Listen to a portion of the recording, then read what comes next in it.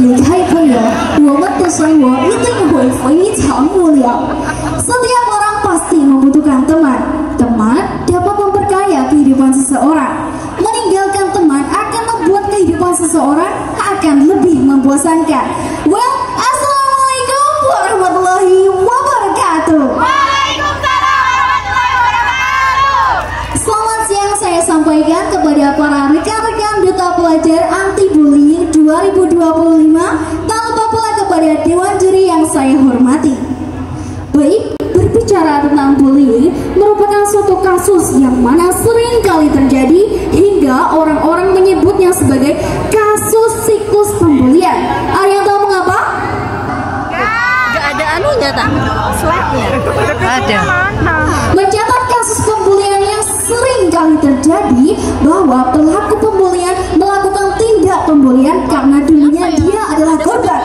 Begitu juga korban yang sekarang mendapatkan tindak balas dendam karena dari dulunya dia adalah pelaku dari korban yang dahulu. Jika hal ini terus saja terjadi, maka memutus siklus pembulian adalah solusi. Oleh karena itu, dalam 7 menit ke depan izinkanlah saya Tika Hurin Mazidah dari kelas 11 Komunikasi Internasional SMA Nurul Jadid untuk menyampaikan. Siapa yang bilang kita tidak pernah terlibat dalam kasus pembulian? Sekalipun suatu saat kita bukanlah suatu pelaku ataupun korban sekalipun, seringkali kita diam di saat menyaksikan perilaku perundungan terjadi di sekitar. Ada yang pernah? Tanpa kita sadari, kita semua pernah terlibat dalam kasus pembulian dalam berbagai peran yang dilakukan.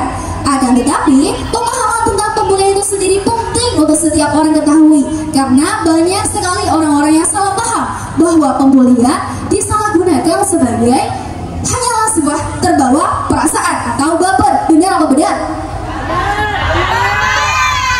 Baik secara fisik ataupun psikis secara terus-menerus. Berbeda dengan terbawa perasaan lebih kepada reaksi internal yang tidak disengaja dan tentunya tidak merugikan korban.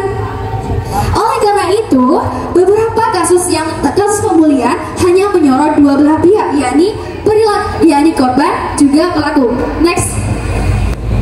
Tapi, apakah kalian tahu ada beberapa peran-peran yang tersembunyi dalam kasus pembulian yang tidak kalah penting dalam memberikan dampak terhadap kasus pembulian daripada peran yang disampaikan oleh pelaku juga korban? Siapakah peran-peran tersebut? Yang pertama adalah bystander atau pengamat yang tidak bertindak.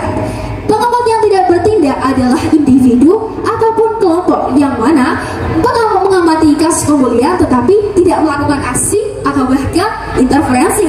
Yang kedua adalah defender atau individu ataupun kelompok yang mana siap membela korban dan melaporkan kasus pembulian kepada otoritas. Kembali lagi ke otoritas. Otoritas adalah suatu individu ataupun kelompok yang mana memiliki wewenang yang kuat untuk mengatasi kasus pembulian yang terjadi. Kemudian yang terakhir ini adalah secondary bullies ataupun pelaku pembulian secara tidak langsung. Ada yang pernah? Pernah. Pelaku pembulian secara tidak langsung ini dikenal lebih berbahaya daripada pembulian yang dilakukan oleh pelaku secara langsung. Karena apa? Secondary bullies ini berpotensi untuk terus menyambung siklus pembulian yang ada di lapangan. Karena istilah yang sekarang digunakan adalah kompor. Secondary bully akan memberikan dukungan kepada pelaku baik itu berupa sosial, emosional, bahkan finansial. Selanjutnya, next. Oleh karena itu diperlukan strategi. Salah satunya adalah strategi semut merah, yakni sebelum pembulian, saat pembulian, dan setelah pembulian. Yang pertama adalah sebelum pembulian yang berfokus pada tahap pencegahan dan persiapan, yang mana bisa dilakukan dengan pendidikan dan sosialisasi yang menanamkan sikap empati, simpati, juga saling menghargai. Juga bisa dilakukan dengan cara pemantauan perilaku menyimpang yang bisa dilakukan dengan CCTV yang ada di sekolah. Yang kedua yakni saat perundungan, berfokus pada tahap penanganan dan respon yang cepat. Pada tahap inilah semua peran-peran yang tersembunyi itu berperan dalam kasus pembulian. Yang pertama adalah bystander atau peran yang tidak terlibat, peran yang tidak bertindak.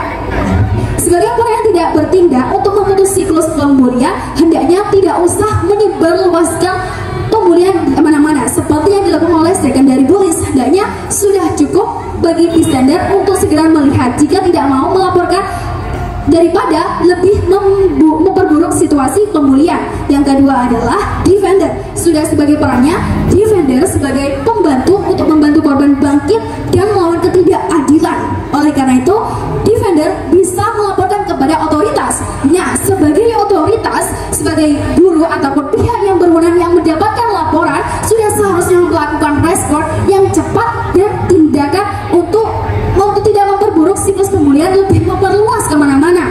Nah, yang terpenting adalah secondary bullies, yang mana sebagai peran secondary bullies yang memberikan dukungan kepada pelaku pemulihan hendaknya menghentikan perannya, karena secondary bullies ini adalah akar di mana pemulihan, siklus pemulihan akan terus menyebar kemana-mana. Saya sebagai Duta Anti Bully 2025, komitmen saya akan berkolaborasi dengan badan-badan konseling yang ada di sekolah, juga berkontribusi besar dan bekerja sama dengan pihak kepolisian maupun dinas sosial. Dari pembahasan bullying ini, saya teringat suatu hadis yang disampaikan oleh Abu Hurairah. Mohon izin. Abu Hurairah radhiyallahu anhu, Rasulullah sallallahu alaihi wasallam qala falyakul khairan aw yasmut. Rasulullah sallallahu alaihi wasallam bersabda bahwasanya seseorang yang beriman kepada Allah dan hari akhir hendaklah ia berkata baik atau diam. Bullying is never fun. It is cruel and terrible act done to someone. If you are experiencing about bullying, it is not your fault. No one defends that's being a bully ever. Baiklah, mungkin itu saja yang dapat saya sampaikan dari saya. Mohon maaf apabila ada salah kata ataupun penjelasan. Terima kasih atas perhatiannya. Salam damai dari kami Sekolah SMA Nurmujadin Semada Biru Merah Pasti Jaya. Terima kasih atas perhatiannya. Sampai jumpa. Yang menyembunyikan perilaku perundungan atas dasar reputasi atau nama baik, menurut Anda apakah sikap seperti ini benar? Silakan jawab. Terima kasih atas pertanyaannya. Saya akan mencoba untuk menjawabnya. Jadi saya ulang kembali, bagaimana jika ada agensi yang demi memperbaik nama baik sekolahnya itu menyembunyikan status kasus pembulian, benar? Baiklah, sudah jelas ini adalah suatu perbuatan yang salah, sangat salah. Hal ini berakar kepada otoritas, di mana otoritas yang berpihak tidak menjalankan peran yang baik. Karena sebagai sekolah, sebagai kepala sekolah ataupun guru yang menerima laporan pembulian harusnya melanjutkan, menindaklanjuti sebagai perannya sebagai otoritas, yakni kepada pihak yang lebih berwenang seperti dinas pendidikan ataupun sosial, kepolisian dan lain sebagainya. Jadi permasalahan yang terjadi di sini terletak kepada otoritas. Mungkin cukup? Ya, sudah cukup. Terima kasih. Baik, kasih aplaus dulu untuk Natalia Ege. Saya juga untuk Nasuda. Iya. Terima kasih. Pertanyaan berikutnya adalah, di zaman sekarang ini kalau nggak gila sedikit viewernya, nggak gila nggak viral. Semakin dibully semakin menguntungkan, semakin dicemooh di media sosial maka semakin banyak dia memperoleh keuntungan secara ekonomi. Nah, ini gimana menurut pandangan Mbak Saintika Kurin Masida? Dipersilakan. Baiklah, hal itu seperti nyata terjadi seperti kasusnya Nikita Mirzani dan anaknya. Di mana hal itu adalah satu kasus di mana termasuk kepada cyberbullying. Nah, cyberbullying ini dinilai lebih berbahaya daripada pembulian face to face. Karena apa? Karena lingkup yang tidak